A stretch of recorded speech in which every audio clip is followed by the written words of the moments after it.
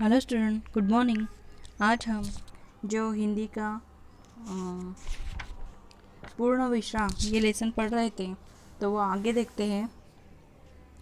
अभी लेखक है वो क्या, जुहू, जो मुंबई का समुद्र है वहाँ घूमने के लिए, विश्राम करने के लिए वो और उनकी पत्नी जा रहे हैं। तो देखते हैं। सहयोग भावना हमारे जीवन का मूल मंत्र है। सहयोग मन, वचन, कर्म इन तीनों से होता है। क्या है कि एक दूसरे का साथ अच्छे से देना चाहिए। मन, वचन, कर्म इन तीनों से जो सहयोग है वो क्या, अच्छा सा मन है वो, हमारा जो वचन, अच्छे कर्म, इन तीनों से होता है। जीवन का यह मूल मंत्र मुझे भूला न था।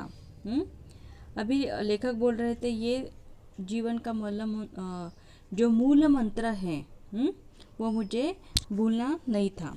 श्रीमती जी मुझे मेरे कामों की यादी दिलाने लगी और मैं उनके उपकार के बदले उनकी चिंताओं में हाथ बटाने लगा। उनकी जो पत्नी थी वो क्या, जो काम थे, वो याद, जो लेखक को याद दिलाने लगी और उनके उपकार के बदले उनकी चिंताओं में लेखक क्या हाथ बटाने लगे। मैंने याद दिलाया, पूड़ियों के साथ मिर्ची का अचार जरूर रख लेना। जो मिर्ची का अचार है वो भी आप तुम, मतलब जो लेखक की पत्नी है उसको लेखक बोल रहे कि मिर्ची का अचार भी ज़रूर लेना। श्रीमती जी बोली, अचार तो रख लूँगी पर तुम भी समाचार पत्र रखना न भूल जाना। अभी उनकी जो पत्नी है वो बोलती है कि अचार मैं ले लूँगी, लेकिन समाचार पत्र जो न्यूज़पेपर है वो रखना तुम भूलना नहीं। मैंने अभी पढ़ा नहीं है। मैं बोला, वह तो मैं रख लूँगा ही, लेकिन तुम वह गुलबंद न भूल जाना जो हम पिछले साल कश्मीर से लाए थे। जुहू पर बड़ी सर्द हवा चलती है। अभी क्या है कि लेखक बोल रहे हैं कि भी जो न्यूज़पेपर है वो रख लूँगा, लेकिन मैं वो न्यूज़पेपर है अभी तक पढ़ा नहीं हूँ। मैं बोला, वह तो मैं रख लूँगा। लेखक बोलते हैं यहाँ कि मैं रख लूँगा न्यूज़पेपर, लेकिन तुम जो गुलबंद, मतलब जो ठंडियों में कानों में लपेटते हैं ना, उसे बोलते हैं मफलर। वो तुम भूल न जाना। पिछले साल में जो कश्मीर से लाए थे, और जुहू पर भी क्या बड़ी सर्द, मतलब बहुत ज़्यादा क्या ठंड होगी।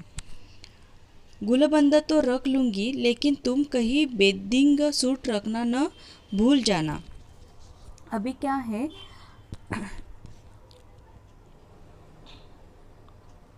जो पत्नी है उनकी, वो बोल रही है कि जो गुलबंद है मैं रख लूँगी, लेकिन तुम कहीं बेदिंग सूट रखना न भूल जाना, नहीं तो नहाना धरा रह जाएगा। बेदिंग सूट जो नहाने के लिए यूज़ करते हैं, तो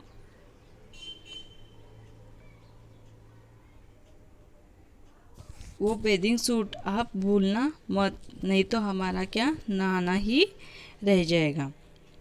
ऐसी पत्नी लेखक को बोलती है। और तुम कहीं रबर कैप भूल गई तो गजब हो जाएगा।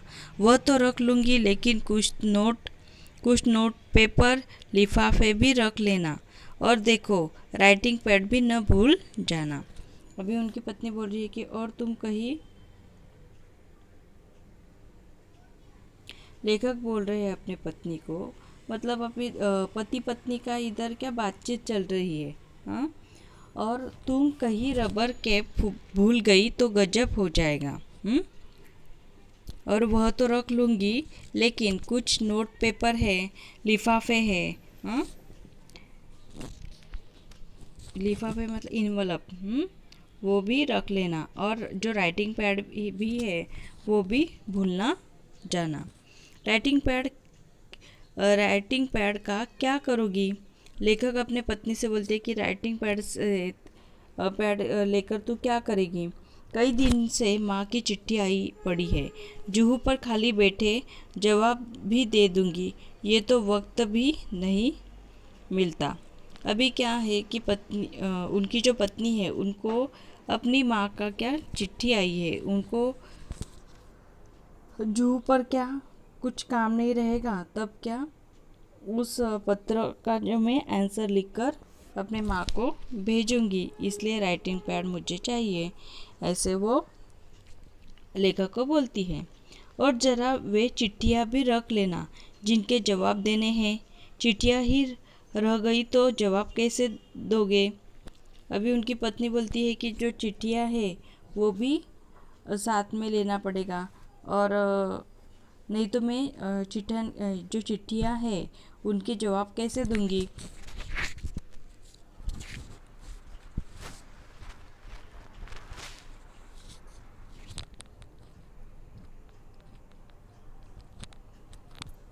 और जिनके जवाब देने हैं वो चिट्ठियाँ ही रह गई, हाँ इधर ही मतलब घर ही रह गई, तो जवाब कैसे किसको जो जवाब है वो किसके दोगे? ऐसे लेखक की पत्नी लेखक को बोलती है। और सुनो, बिजली के बिल और बीमा के नोटिस आ पड़े हैं, उनका भी भुगतान करना है, उन्हें भी डाल लेना। जो लाइट बिल है वो भी हमें भरना है, तो वो भी साथ में लेना, ऐसे उनकी पत्नी लेखक को बोलती है। उस दिन तुम धूप का चश्मा भूल गए तो सर का दर्द चढ़ गया, इसलिए कहती हूँ छतरी भी रख लेना। अभी क्या उस दिन क्या धूप में जो चश्मा यूज़ करते हैं वो भूल गए थे, तो क्या लेखक का जो सिर दर्द होने लगा था, इसलिए क्या जो छाता है वो भी रख लेना, ऐसे लेखक की पत्नी लेखक को बोलती है। अच्छा बाबा, रख लूँगा। और देखा, धूप से बचने की क्रीम भी रख लेना, शाम तक छाले न पड़ जाए, वहाँ बहुत करारी धूप पड़ती है। अभी क्या है कि सब लेखक बोलते हाँ रख लूँगा मैं, हाँ जो छाता है वो भी मैं रख लूँगा, और धूप से बचने वाली जो क्रीम रहती है सनस्क्रीन वो भी लेना, वो शाम तक कि हमारे जो छाले ना पड़ जाए, वहाँ बहुत क्या करारी धूप मतलब तेज धूप पड़ती है। श्रीमती जी कहती तो जरा रहती कि रख लूँगी, लेकिन ढूंढ रही थी नेल कटर। अभी उनकी जो पत्नी है, हाँ ये रख लूँगी वो रख लूँगी, हाँ हाँ ऐसे वो कर रही थी, लेकिन वो क्या ढूंढ रही थी नेल कटर। कैंची ब्रश और सब तो मिल गया था, लेकिन नेल कटर नहीं मिल रहा था, इसलिए बहुत घबराई हुई थी। कैंची ब्रश उनको सब मिला, लेकिन उनको नेल कटर जो नाखून काटते हैं ना उससे उसे नेल कटर कहते हैं, तो वो नहीं मिल रहा था, तो वो क्या घबराई हुई थी। मैंने कहा जाने दो नेल कटर, बाकी सब चीज़ें तो रख लो। अभी लेखक बोलते हैं कि जाने दो नेल कटर, हाँ नहीं मिल रहा है तो नहीं मिल रहा है, दूसरों तो चीज़ जो है वो भर लो। इधर मैं अपने लिए नया अखबार और कुछ ऐसी किताबें थैले में भर रहा था जो बहुत दिनों से समालोचन के लिए आई थी, और सोचता था कि फुर्सत से समालोचन कर दूंगा।